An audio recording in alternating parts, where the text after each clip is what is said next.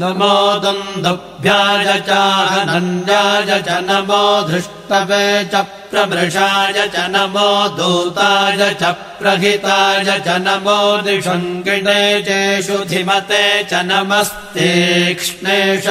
च युधिने च नमः स्वायुधाय च सुधन्वने च नमः श्रुत्याय च पत्याय च नमः काट्याय च नीप्याय च नमः सोद्याय च सरस्याय च नमो ताद्याय च वैशन्ताय च नमः कोप्याय च भट्याय च नमो वर्ष्याय च वर्ष्याय च नमो मेघ्याय च विद्युत्याय च नम ईद्रियाय च तप्याय च नमो वात्याय च रेष्म्याय च नमो वास्तव्याय च वास्तुपाय च